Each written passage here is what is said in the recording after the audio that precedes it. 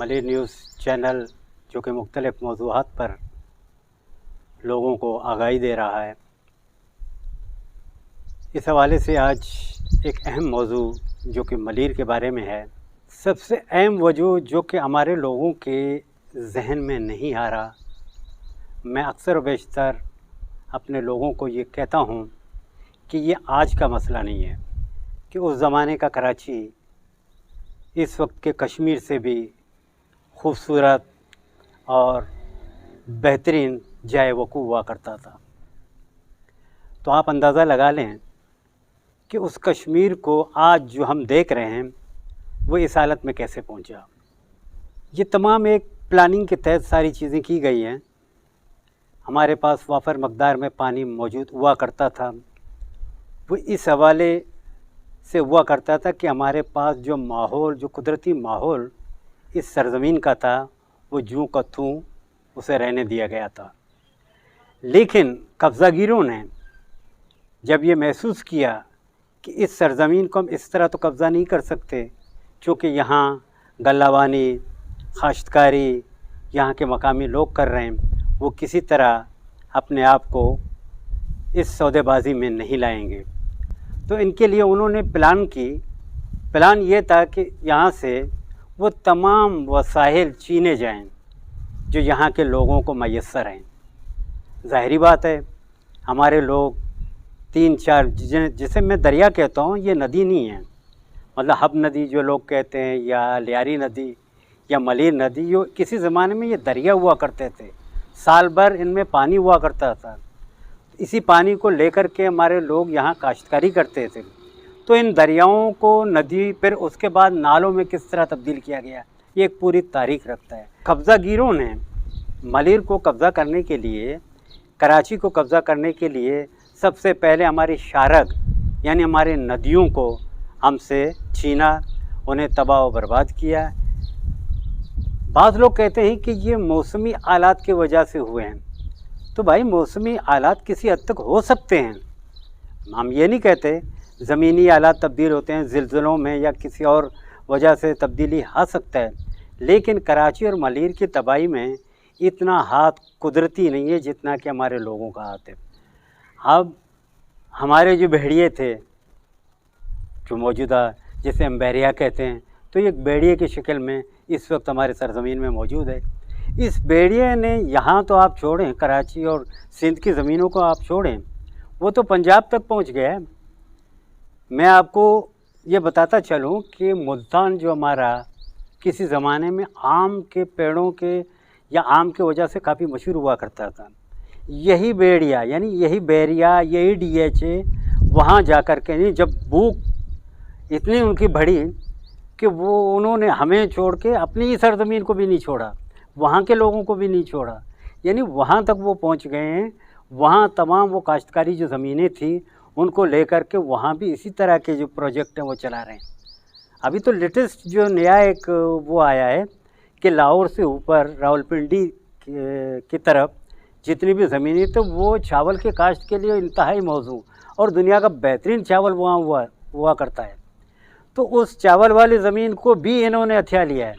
वहाँ भी जो है ना बैरिया टाउन और डीएचए इस तरह के प्रोजेक्ट चल रहे हैं। मैं समझता हूँ कि आज भी ये वही काम कर रहे हैं जो कि बरतानिया बहादुर ने किसी ज़माने में किया। ये तो हैरानगी होता है जब हमारे नुमाइंदे या हमारे लोग, अब भी जो एक नई शोशा हमें सुनने में आ रहा है कि यहाँ के गोट जो है ना वो रेगुलाइज किए जा रहे हैं। हमें तो हैरानगी होता है, भाई मेरे, आपको तो यहाँ की ज़मीन को बचाना है। आपने सिंध असम्बली से ये करारदाद पास करना है कि मलिर ग्रीन बेल्ट है, मलिर ग्रीन बेल्ट का आपने जो है करारदाद पास करना है। छिजाए कि इस तरह के तो बहुत सारे गोट आबादी स्कीमें आ चुकी हैं।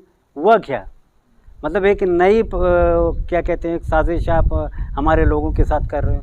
आज भी मैं कहता हूँ, आज भी अगर ये डिक्लेयर कर दें कि ये ग्रीन बेल्ट है, बखुदा 10-20 साल के बाद हम उसी मलिर को आपको लौटा के देंगे। यहाँ किसी किस्म का कोई भी प्रोजेक्ट, ना वो सनती प्रोजेक्ट होगा, ना हाउसिंग प्रोजेक्ट होगा, कोई प्रोजेक्ट यहाँ नहीं चलेगा।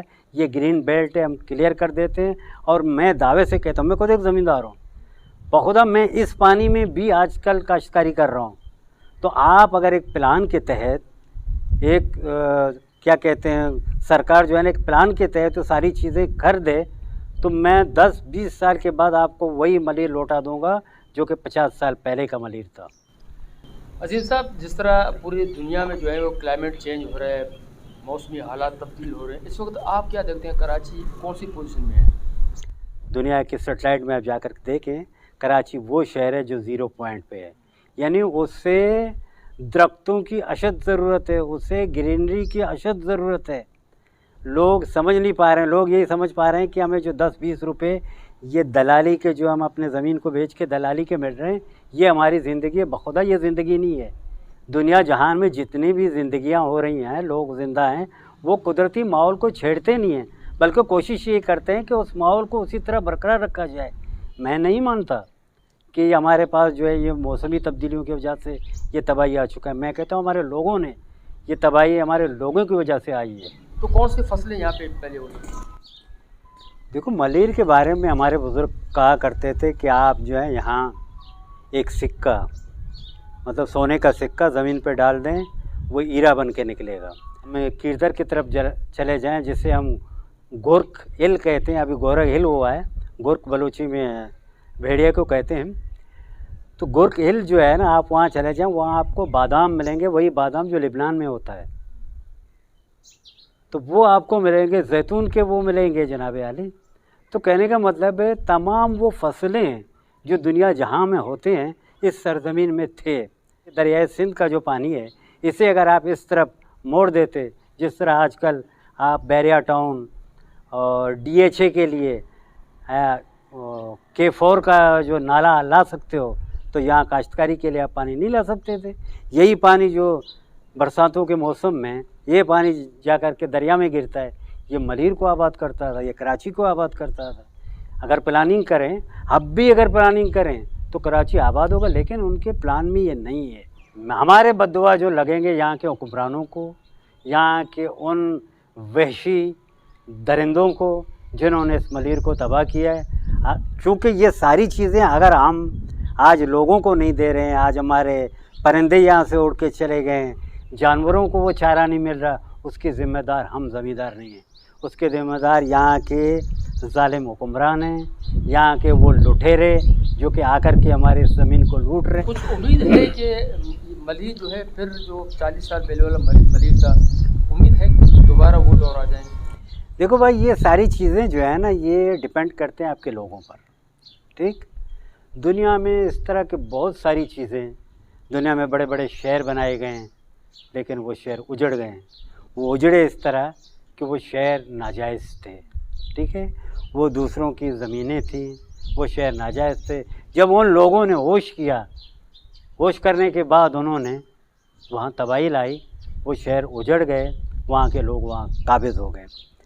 अब यहाँ कराची और मलीर के जो मकामी लोग हैं, मुझे तो हैरानगी होता है, तो हम तो यहाँ सिंधी और बलोच झगड़े में फंसे हुए हैं। हम ये नहीं सोच रहे हैं कि ज़मीन कौन ले जा रहा है। कुछ इस झगड़ों में फंसा हुआ है, कुछ जो है ना दलाली में लगा हुआ है। वो यही सोच रहा है कि बस यही 4 दिन की ज़िंदगी है, भाई कुछ नहीं रहेगा।